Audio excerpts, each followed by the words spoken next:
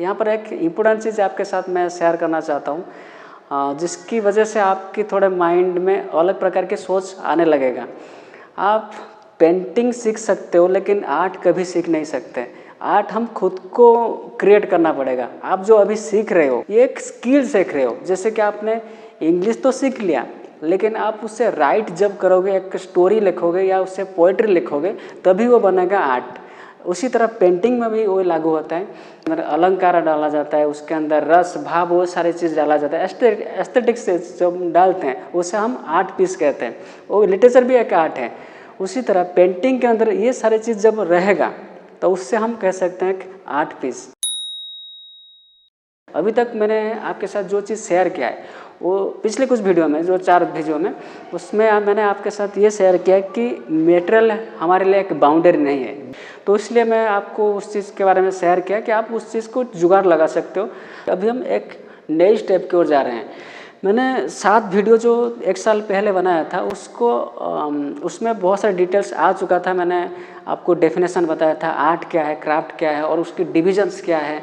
और उसके बाद मैंने डिस्कशन किया लाइन, शेप, ये सारी चीज़ के बारे में, एक ज्योमेट्रिकल शेप और पर्सपेक्टिव, ये सारी चीज़ के बारे में बताया था। तो आज ये वीडियो में हम उसी टॉपिक के बारे में सिर्फ एक स्टेप जाएंगे, मतलब बेसिक में सीखेंगे जहाँ पर हमने छोड़ा था उस चीज़ को। और आज की चीज़ पिछले कुछ वीडियो में मैंने जो हमारे मटेरियल कोई बाउंड्री नहीं है उस चीज़ को मिलाकर आज की इस वीडियो में आपके साथ शेयर करने जा रहा हूँ। हम कैसे एक लाइव स्टडी कर पाएँ। पिछले वीडियो में आपको साथ बोला था कि हम कैसे एक इमेज देखकर उसे बना पाएँ। आज हम लाइव स्टडी कर पाएँ। उसके अंदर हम सिर्फ देखेंगे लाइट एंड शेडो और उसकी लाइन कैसे खींचते हैं, पेंसिल के जरिए नहीं, सिर्फ इसमें अंदर आपको मैं बताऊँगा एक्रिलिक में डायरेक्ट। और उससे पहले एक चारकोल के जरिए मैं दिखाऊंगा। और चारकोल होगा एक जुगाड़ जिसको हम रियली चारकोल कहते हैं। इसको ही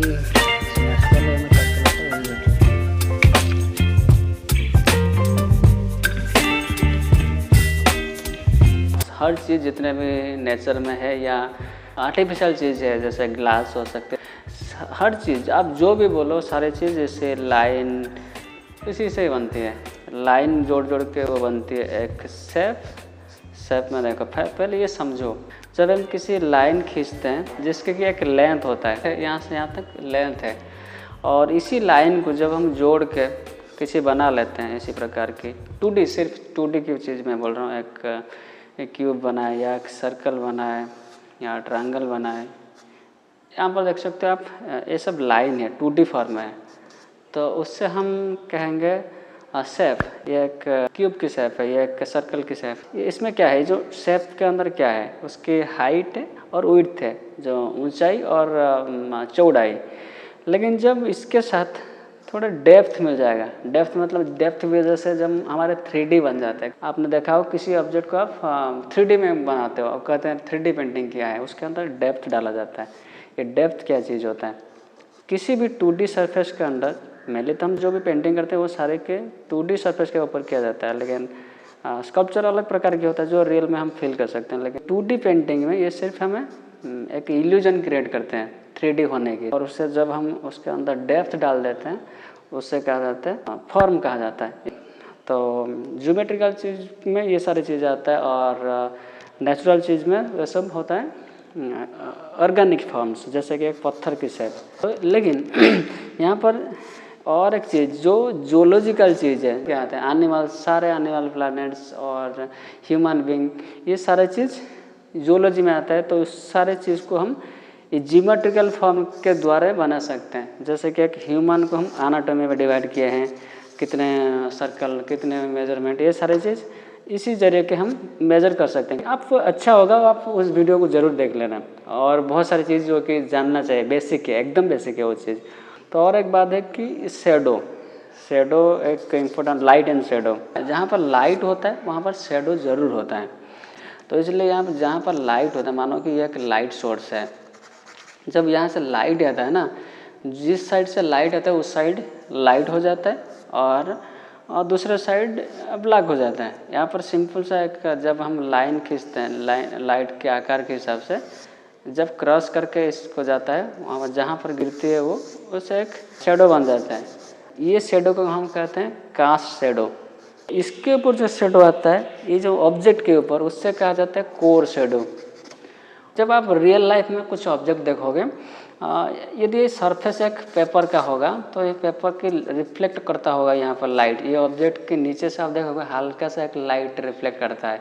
वो डिपेंड करता है आपकी टेक्सचर क्या है। यदि ये पेपर की टेक्सचर बदल जाएगी, मानो कि एक यहाँ पर मैंने ऑब्जेक्ट एक रखा तो इसके नीचे देखना है पेपर की रिफ्लेक्शन आता होगा। यदि ये वाइट पेपर को मैं चेंज करके रख दूं एक रेड टाइप की पेपर, तो यहाँ पर रेड टाइप की रिफ्लेक्शन आएगी। तो वही जो रिफ्लेक्शन की बात मैं बोल रहा हूँ उससे कहा जाता है रिफ्लेक्टेड लाइट। इसके नीचे से आता है, वो सरफेस से रिफ्लेक्ट होता है। और उसके बाद जहाँ पर ये लाइट, जब टोटल एक लाइट पड़ता है, आपने देखा होगा ऑब्जेक्ट, और एक साइड में एक यहाँ पर वाइट बन जाती है जो हार्ड लाइट होता है, और जहाँ पर हल्का सा लाइट हर दिशा में सेम होता है उससे कहा जाता है सेंटर ऑफ लाइट। और जहाँ पर एक एकदम वाइट कलर की एकदम हार्ड लाइट बनता है उससे कहा जाता है हाईलाइट। ये सिंपल सा चीज़ आप तो जानते होंगे, ये बेसिक चीज़ है। तो आज हम कुछ सिंपल सा चीज़ ड्रॉ करेंगे उसी प्रोसेस में, और उसके बाद आगे बहुत डिफ़िकल्ट चीज़ धीरे धीरे सीखते रहेंगे। अभी मैंने एक सिंपल सा कप लिया है जिसमें सिर्फ 2 प्रकार के कलर हैं, और हमें इजी होगा इसमें समझने के लिए मैंने इससे लिया है। तो थोड़ा लाइट डाउन कर देता हूँ। अभी आप देख सकते हो जो मैंने लिया है उसके अंदर ये कास्ट शेडो है, और इसके जो इसी ऑब्जेक्ट के ऊपर है, ये जो ऑब्जेक्ट के ऊपर जो शेडो है वो उससे कहते हैं कोर शेडो। और इस ऊपर ये सारे के सारे जो यहाँ पर लाइट पड़ी है, यहाँ पर भी देख सकते हो ये सारे है सेंटर ऑफ लाइट। और यहाँ पर हाईलाइट भी है, तो यहाँ आपको दिख रहा है, और यहाँ भी एक दिख रहा है, यहाँ पर एक दिख रहा है, ये है हाइलाइट्स, यहाँ पर भी एक है। तो आज की इस वीडियो में हमें क्या क्या चीज़ यहाँ पर देखना है। एक है आउटर लाइन, उसकी शेप या फॉर्म, इस चीज़ को देखना है, और लाइट एंड शेडो। तो स्टार्टिंग में एकदम बिगनर्स के लिए हम जितनी सिंपल सा चीज़ हो सके उतनी सिंपल हम ड्रा करना चाहिए। तो जैसे कि हर चीज़ ब्लैक एंड वाइट की चीज़ हो सकता है, जैसे कि एक ग्लास हम ड्रा कर सकते हैं। इसमें आप देख सकते हो सिर्फ ब्लैक एंड वाइट है, और रिफ्लेक्शन चीज़ जो है उससे आप सिर्फ ब्लैक एंड वाइट के ज़रिए देखिए। यदि स्टार्टिंग में आपको कुछ दिक्कतें हो रही है उसकी कलर की वजह से, आप उससे थोड़ा हल्के से इमेज की हेल्प ले सकते हो। तो यहाँ पर मैं सिंपली उसकी आउटलाइंस ड्रा कर रहा हूँ। वो गलतियाँ होगा उसमें कोई प्रॉब्लम नहीं है, मैं प्रैक्टिस करेंगे उस चीज़ को, धीरे धीरे वो चीज़ क्लीन होते जाएगा।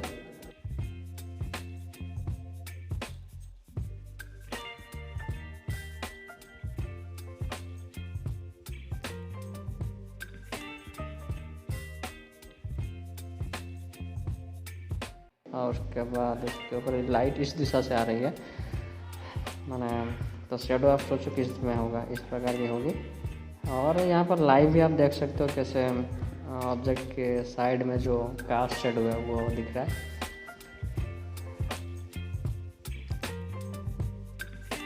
तभी ये जो पछले वाले हिस्से में ये इससे थोड़ा मैं ऑब्जेक्ट को थोड़ा आगे लाना चाहता हूँ, उससे डेप्थ दिखाने के लिए मैं उसको ग्राउंड कर दिया।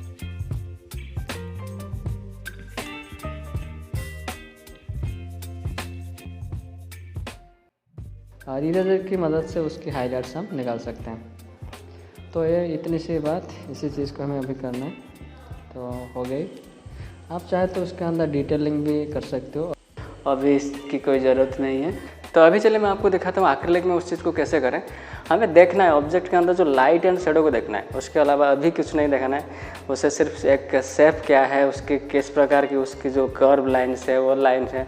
एक्चुअली हम तब एक्रिलिक पेंटिंग करने के टाइम पहले लाइन खींच सकते हैं, लेकिन पेंटिंग के बाद को वो लाइन भी नहीं दिखेगा आपको।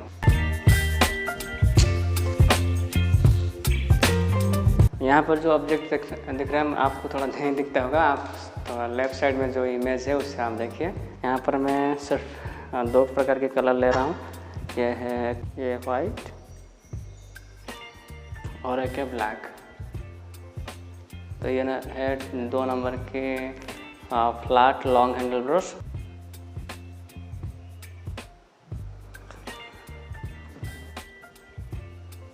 पहले जब हम अभी इस तरह करेंगे ड्रॉ, उस टाइम बहुत सारी गलतियाँ होगी, उसके लिए कोई प्रॉब्लम नहीं है।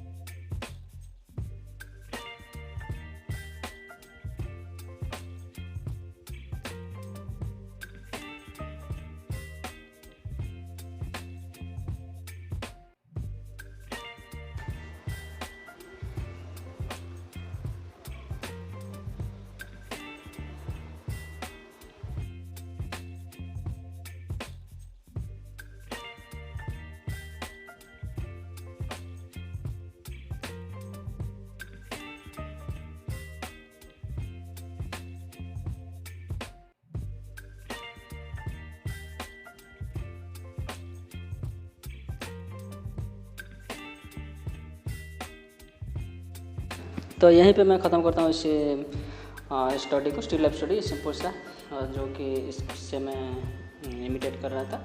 यहाँ पर मेन चीज़ मैं ध्यान दे रहा था कि उसकी जो लाइट एंड शेड, तो ये ऑब्जेक्ट में भी आप देख सकते हो, आपको ये थोड़ा व्यू में अलग दिखता होगा। मैं जहाँ पर बैठा हूँ मुझे इस तरह का दिखता है, तो यहाँ पर देख सकते हो कैसे रिफ्लेक्ट हुआ है। एक एक्स्ट्रा चीज़ यहाँ पर है, एक जो ब्रश ये जो चीज़ है, लेकिन इसमें यहाँ से नहीं दिखता था तो मैंने ये नहीं बनाया। तो यहाँ पर रिफ्लेक्शन हो रहा है, वो जो हाईलाइट्स वगैरह है यहाँ पर हाईलाइट्स, वो चीज़ मैंने फोकस किया। पहले इस चीज़ को हमें ध्यान देना है कि कहाँ पर हाईलाइट्स है और कहाँ पर शेडो है, इस चीज़ को रखना है। ये एक सिंपल से वे में किया जिसमें ज्योमेट्रिकल फॉर्म की ज़रूरत नहीं था। देखिए, तो इसमें जो मैं स्टडी कर रहा था वो चीज़ ये है, एक सिंपल सा हमारे घर में जो होता है। इसी प्रकार हम किसी भी चीज़ को हम उसे देख सकते हैं, उसके अंदर जो डिटेलिंग को प्रैक्टिस कर सकते हैं। तो इसके सवाल एक आ सकता है कि हम क्यों ये सारी चीज़ करें। जब हम किसी चीज़ को पेंटिंग करते हैं तो उसके हम डिटेलिंग हमारे माइंड में सेट हो जाता है।